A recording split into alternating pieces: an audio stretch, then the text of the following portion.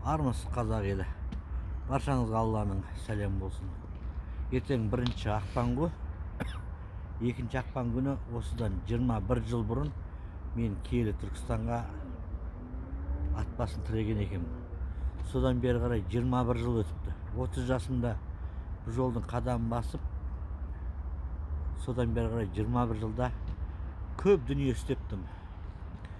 Ойбай, қазақ хандығы болады, қазақ алтын дәуірі келеді деп ақту көтеріп жүгіріп, қазақ хандығы бірақ өтірік болады, арты жақсы болмайды, қазақ хандығынан кейін қазақтың басына апат келеді деп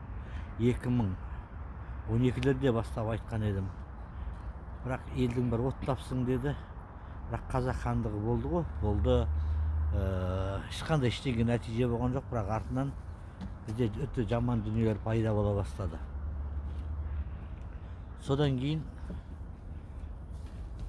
ковид келатыр деп шуладық. Оған да көз қырын салдық. Бірақ ол кезде бәрі қумаш деді. Қазығұрттың басына бозайғы сой керек деп оның бәрін істеп аттым. Ол кезде қумаш деп атырды елдер. Бірақ ол ковид келді. Ковид тоқтатады деп ковид кезінде мен Қазығұрттың басына Шунгитове пирамиданың шунгитін жеткізіп, сол жақта жүгіріп атқанда, ой, ол деген сондай мұндай деп небір тірлікті айтты, бірақ ковид қырғын болды ғой, иә. Одан кейін қатты айтқаным, президент ауысады көресіңдер. Президент ауысқан кезде қатты болады. Ол кезде TikTok канал деген болған жоқ. Ол кездерде бізде WhatsApp-пен ғана тарататынбыз. Одан кейін Facebook-та шықты. Менің ескі парақшаларым бар. Шагатаев Болат десеңіздер табасыз. Ескі парақшамда бұл оқиғалардың бәрі жазылды. Сол кезде айтылған сөздер, одан кейін пирамиданы құлатамыз, қиратамыз деп атты, істеп атты, білгендерін істеп атты. Сол кезден бері қарай мен өзім бақылап отқан біраз дүниелерім бар.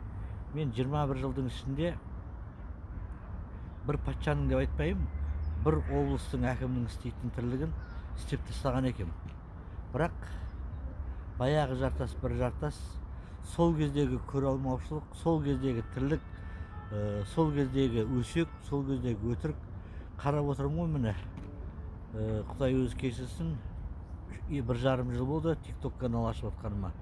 И бақылап отқаныма да біраз болды да. Сол көреалмаушылық сөз, сол әлі өзі өскен жоқ, не өзі істеген жоқ. Бірақ біреудің істегенін істеткізбеуге тырысты, және өтірікті айтуға тырысты, және жала жабуға тырысты.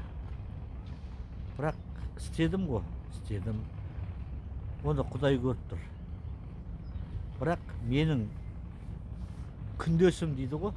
Мына әйел азаматтарда екі әйел, бір күйеудің екі әйелі күндес болады ғой. Сол сияқты біздің мына ер азаматтар, әйел азаматтарға мен өте қуанамын.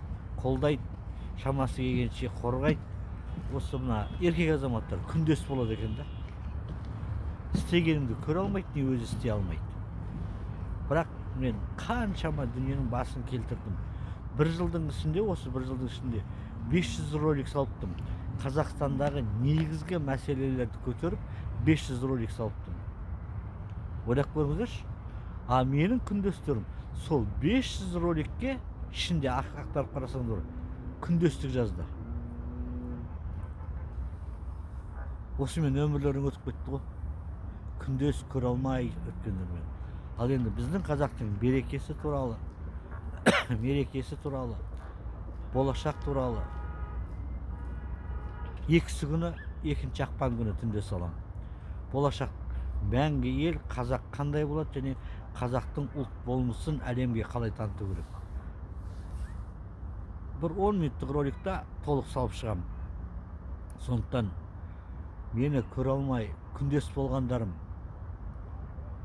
сіздерге көп рахмет. Шабытыма шабыт қоссыңыздар.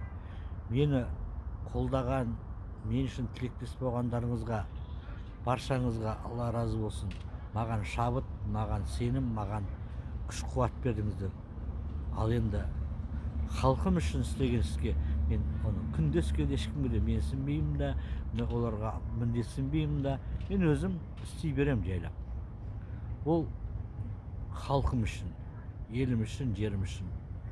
Сондықтан барша халқыма айтарым, ауыз бірлік керек. Көріп тұрсыңдар ғой, жан жақтан кішкентай аз ғана қазақты тонағысы кеп, қазақтың рухынан асамаған соң ғана күшке барамай тұр. Сондықтан бірлік керек ағайын. Бар болыңыздар.